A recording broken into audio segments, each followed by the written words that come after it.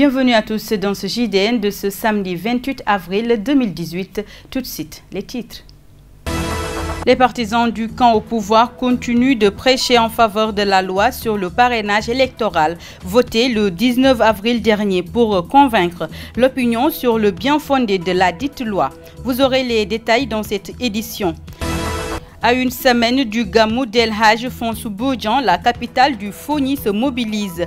Le préfet de Bignona a réuni tous les acteurs concernés pour faire le suivi en vue d'une organisation de cet événement religieux. L'actualité sportive et la page internationale mettront fin à cette édition. C'est tout pour le sommaire. Le développement, c'est tout de suite. Bienvenue à tous.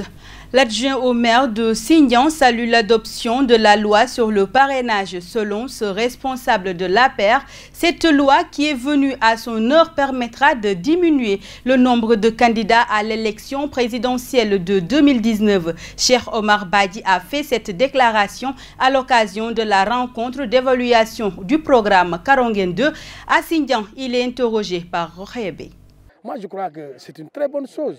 C'est une très bonne chose, d'autant plus que les élections législatives passées. Mais vous savez, il y a combien de candidats? Pléthore de candidats. Les gens ont des difficultés même pour choisir. Parce qu'il y a tellement de bulletins à choisir. Donc aujourd'hui, le système de parrainage va permettre aux électeurs de choisir rapidement et de voter rapidement et s'en aller. Parce qu'on ne va pas consacrer toute une journée pour des élections. Non. J'ai besoin de venir voter et de m'en aller. Mais si je dois faire la queue de 8h à 17h, moi je crois que c'est pourquoi moi j'adhère, et je dis bien j'adhère la proposition de parrainage. Parce que le parrainage permettra d'éliminer parce qu'aujourd'hui, ce que nous voyons, le pléthore des partis. Le pléthore de partis. Si tu es mécontent, tu sors, tu crées un parti facilement. Et aujourd'hui, c'est ce qui fait que ces partis-là, sur le plan crédibilité, n'ont pas de crédibilité. La question du parrainage continue de faire couler beaucoup de salive. Selon le maire socialiste de la commune de Mampatim dans le département de Kolda, le parrainage électoral va contribuer à rationaliser les candidatures et non pour éliminer de potentiels candidats. Boubacar Mané réagit au micro de notre correspondant dans le Fouladou, Samba Seydi. Pour le parrainage, je pense qu'ici, tout le monde sait qu'une enquête a été faite, que la population sénégalaise à 67% est pour le parrainage. Vous savez pourquoi? Depuis qu'Abdou Diouf, l'ouverture intégrale des partis politiques, on a assisté à l'existence de 300 partis politiques au Sénégal pour une population de 14 millions. Nous pensons que c'est excessif. Parce que aussi, gouverner, c'est prévoir. Moi, Boubacar Mané, en tant que membre du Benno Bokk, du Parti Social, qui fait partie du parti qui a amené ce pays à l'indépendance. Je pense qu'aujourd'hui, ce que nous avons fait, c'est bien. Mais on peut faire mieux. Qu'est-ce que c'est mieux? C'est essayer de rationaliser ce travail aussi. Les partis ne vont pas disparaître. Mais quand même, dans toutes les démocraties, il y a eu des éliminations. Le fait de dire qu'il faut avoir 35 ans pour être candidat, c'est déjà un parrainage, c'est une élimination. Le fait qu'on te dise si tu as plus de 75 ans, tu ne peux pas être candidat, c'est une élimination. Le fait qu'on dise maintenant, candidat, il faut avoir un parti politique, il faut avoir des conditions, c'est des éliminations. Maintenant, les jeunes auxquels on dit si tu n'as pas 35 ans, tu ne peux pas être candidat, ces gens-là, ils ne sont pas discriminés. C'est une discrimination. Si tu as plus de 75 ans, on a vu des pays où les présidents sont passés présidents à 90 ans, 75 ans au Sénégal, c'est une élimination. Donc le parrainage, effectivement, il faut qu'on l'accepte. Ce n'est pas une élimination, mais il faut rationaliser. Rationaliser, c'est quoi? On a dit il faut donner 52 000 signatures et être présent dans cette région. 2000 personnes. Si dans cette région du Sénégal, tu ne peux pas avoir 2000 personnes, quelle est ta représentativité nationale? On met 380 millions dans ta candidature, les législatives. Chaque candidat a coûté 380 millions. On est allé à 18 milliards. Des gens qui n'ont même pas eu 0,00, ils n'ont même pas eu 500 voix. Les présidentielles prochaines, on peut avoir 100 candidats. Parce que 65 millions, c'est quoi? Des gens qui ont pris des milliards, qui ont gardé, mais facilement tu peux avoir 100 candidats. Parce que l'argent que tu n'as pas gagné sur la sueur de ton front, donner 65 millions, ça ne leur coûte rien. Parce qu'on a vu comment des gens ont vendu les récépissés de leur parti pour les législatives. Ce qu'il faut éviter. Oui, mais l'opposition ne dit pas que si on dit 35 ans, c'est un recul. Si on dit 75 ans, ils ne disent pas que c'est un recul. Et pourtant, ils ont accepté ça. Ils ont dit le parrainage, à l'époque, c'était pour les candidats seulement de la société civile. Ce n'est pas un recul. Mais maintenant, comme on a dit c'est des partis politiques, ils dis, c'est un recul. À Sédhiou, Fawe Sénégal cherche à lever tout obstacle pouvant freiner la scolarité des jeunes filles. Un atelier de plaidoyer a réuni à cet effet plusieurs maires pour relever le défi. Ces élus locaux se sont engagés à mener le combat pour mettre fin à toute forme de violence basée sur le genre. Je vous propose d'écouter Ousmane Sissé, adjoint au maire de la commune de Marsassoum. Les études ont montré, les études de la GEP ont montré que Sédhiou était à 30% des 1600 et quelques cas de grossesse précoce qui ont été identifiés à l'échelle nationale. Alors ceci, face à ce phénomène, il faudrait nécessairement que des mécanismes pareils de plaidoyer soient développés pour endiguer le phénomène, essayer donc de combattre ce fléau qui empêche nos jeunes filles à s'épanouir à l'école. Il est évident que grâce donc aux politiques d'accès à l'école, nos jeunes filles sont présentes du préscolaire à l'élémentaire.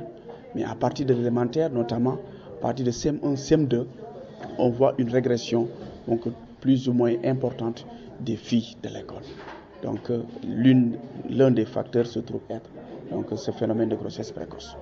Alors aujourd'hui, les maires ont pris l'engagement face aux plaidoyers qui ont été développés par les acteurs de Fawe, de ne ménager aucun effort pour aider les jeunes filles à se maintenir. Alors il y en a qui ont parlé de budget participatif, école amie des enfants, surtout les jeunes filles. Comment faire pour que vraiment les jeunes filles trouvent au niveau de l'espace communal, au niveau du conseil municipal, voix au chapitre, afin nécessairement qu'on puisse les intégrer dans les différentes politiques en vigueur au niveau de la collectivité. C'est un engagement de taille.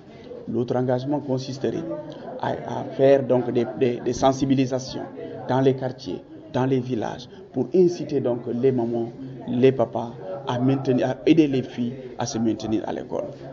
Il faut le dire, ce qui a été regrettable peut-être pour certains, c'est que c'est la jeune fille qui est la principale victime, c'est elle qui porte la grossesse, c'est elle qui suspend ses études. Mais ailleurs, dans l'IF de Bunkiling par exemple, il y a un phénomène en vigueur, une stratégie qui consiste à suspendre aussi la scolarité du jeune garçon.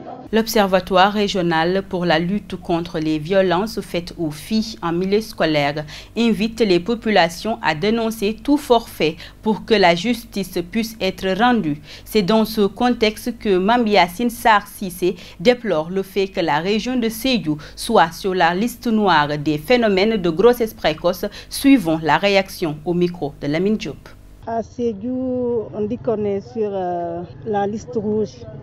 Donc, il y a tellement de grossesses précoces à Sédhiou qu'on s'est dit que l'heure est grave, qu'on prenne les choses en compte. C'est pourquoi on a mis sur place l'observatoire afin de donner notre partition à la lutte contre les mariages précoces et les grossesses d'enfants. On a plus de 60 cas de grossesse déclarés. C'est vrai qu'il y a des cas clandestins, mais les cas de grossesse qu'on a déclarés est assez important. Donc c'est la raison pour laquelle Fawe Sénégal, en partenariat avec les autorités administratives et territoriales et les collectivités locales, Fawe Sénégal a décidé de venir en aide à la région, puisque la région de Sédhiou est dans un état critique de grossesse et de mariage d'enfants. Vous savez, la région de Sédhiou est assez particulière. Le problème ici, c'est qu'on ne dénonce pas. On dit le souterrain. On ne dénonce pas et la population ne sait pas que quand on ne dénonce pas, on fait souffrir l'enfant. On doit penser à la fille en question, la fille, la victime. Parce que si on ne dénonce pas, les mesures ne peuvent pas être prises. Le Gamou départemental de Bignona, qui se tient sous l'égide d'El Hadj Fons Bodian, est prévu le vendredi 4 mai. À quelques jours de l'événement, le préfet a réuni tous les acteurs pour faire le suivi des engagements des uns et des autres, puis effectuer une visite de terrain pour constater l'évolution des travaux. Babacar Ndiaye, préfet de Bignona, que nous suivons au micro de Lamine Badiane. Nous nous sommes donc réunis aujourd'hui pour passer en revue ce plan d'action et voir quel est le niveau d'exécution au niveau des différents secteurs qui ont été ciblés. Il faut noter que pour ce qui concerne le volet logistique, nous sommes largement en avance puisque les bâches qui étaient attendues du ministère de l'Intérieur sont déjà sur place depuis le lundi passé. Le site a été également aménagé par l'AGEROUTE qui a déployé des moyens adéquats. Nous avons constaté avec vous également que sur le terrain, les routes qui mènent au site et même d'autres routes accessoires ont été traitées par l'AGEROUTE. Le stade également est en train d'être remis à neuf en termes d'infrastructures d'assainissement. Vous avez noté que 12 toilettes sont en phase de finition. Il y a également des robinets pour les ablutions qui sont en cours de construction par le conseil départemental. Nous avons noté également avec satisfaction la mise à disposition à temps du riz qui a été octroyé par l'État du Sénégal au comité d'organisation. En effet, l'enlèvement a été fait hier. Sur les autres aspects également, le niveau d'avancement est satisfaisant. Place à l'actualité sportive avec Mafou Kouyaté. Le Sénégal des moins de 20 ans a fait match nul, 0 but partout ce vendredi contre la Gambie pour sa deuxième sortie du tournoi de la zone ouest l'UFOA. Lors de son premier match, les juniors avaient perdu contre le Mali 1-3.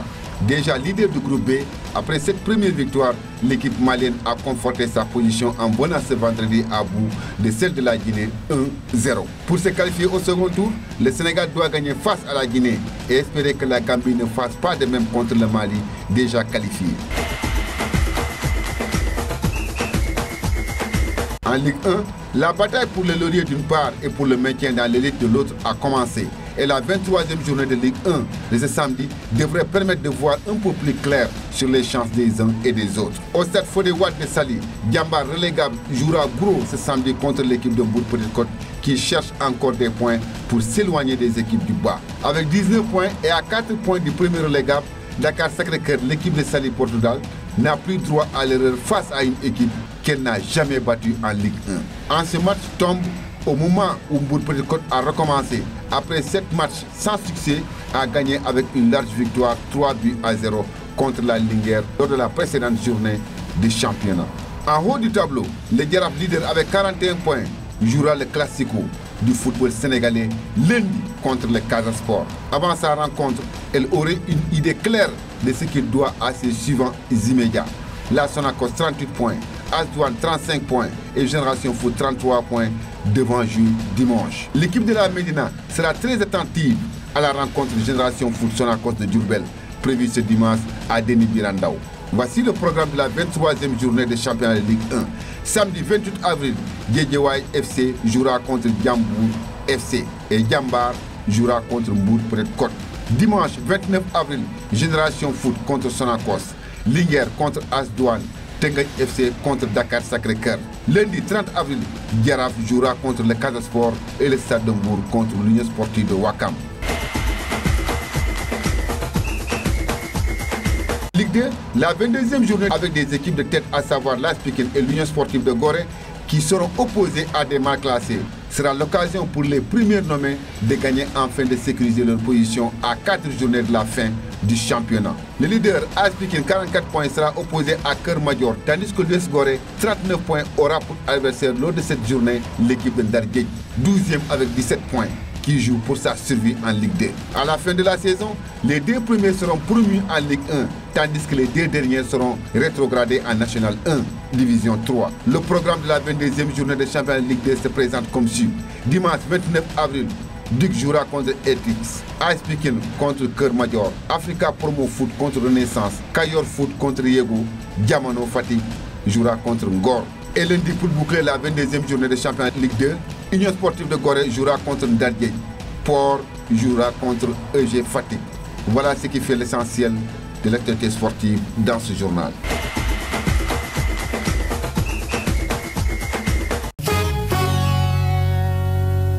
À présent, nous passons à l'actualité internationale présentée en bref et en images.